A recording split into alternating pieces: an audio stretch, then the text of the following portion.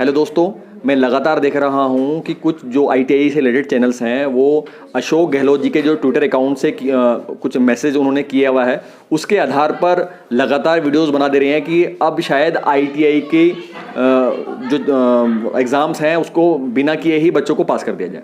तो एक चीज़ समझ लीजिए कि जो एनसीवीटी जितनी भी ट्रेड्स हैं, यानी अगर आपकी जो ट्रेड है वो एनसीवीटी से एफिलिएशन रखती है तो इसका मतलब क्लियर है कि जो आपको सर्टिफिकेट मिलेगा उस पे जो सर्टिफिकेट पे जो लिखा रहता है वो एनसीवीटी के द्वारा मान्यता आपको सर्टिफिकेट दी जाती है।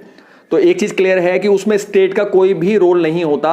चाहे तो आप किसी अपने सीनियर का सर्टिफिकेट उठा के देखें जो आईटीआई का होता है, उसमें कहीं पर भी स्टेट गवर्नमेंट की कोई भी डिटेल नहीं रहती। इसका मतलब ये है कि जब डीजीटी ये डिसीजन लेगा कि आपके एग्जाम होंगे या नहीं होंगे, केवल आप उसी बात को ऑथेंटिक मान सकते हैं।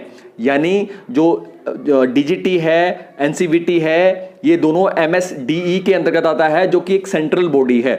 तो अगर किसी स्टेट का कोई सीएम ये बात कहे कि भाई जो हमारा 12th के बच्चे हैं उनको हम ऐसे ही आगे बढ़ा देंगे, या जो उसकी टेक्निकल एजुकेशन है उसको ऐसे ही बच्चों को हम पास करके आगे बढ़ा देंगे, तो जो उनके कंट्रोल में है वो ऐसा कर सकते हैं। तो यानी जो स्टेट बोर्ड के 10th 12th के होंगे तो वहां पर उनकी पावर है, वो ऐसा कर सकते हैं।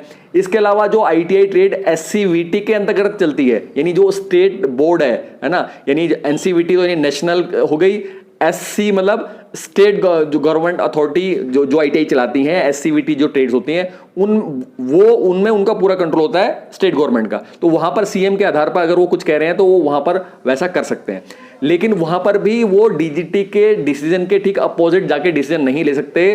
वो क्या करते हैं, डीजीटी के डिसीजन को ही जस्ट फॉलो करते हैं। तो कहने का मतलब क्या है, किसी भी स्टेट के सीएम अगर कुछ बात कह दें तो सेंट्रल गवर्नमेंट के लिए या फिर आप कहें जो डीजीटी के लिए वो एक एडवाइस हो सकती है, लेकिन फाइनल डिसीजन नहीं हो सकता।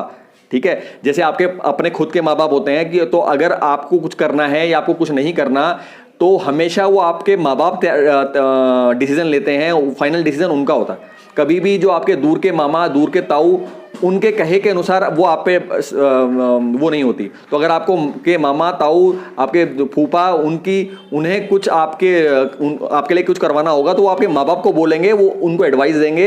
एट लास्ट फाइनल डिसीजन आपके माँ बाप ने ही लेना होगा। तो इसलिए चीज़ समझ लीजिए कि अगर कोई बहुत बड़ा स्टेट का सीएम है तो उसके कहने से भी ऐसा नहीं होगा कि उसकी बात मान्य हो जाएगी। ठीक है, एससीवीटी की आईटीआई की ट्रेड में तो उसकी बात चलेगी, लेकिन एनसीवीटी की ट्रेड्स में किसी भी सीएम की बात नहीं चलेगी। ये हर स्टेट के सीएम को इस बात की भली भांति जानकारी होती है।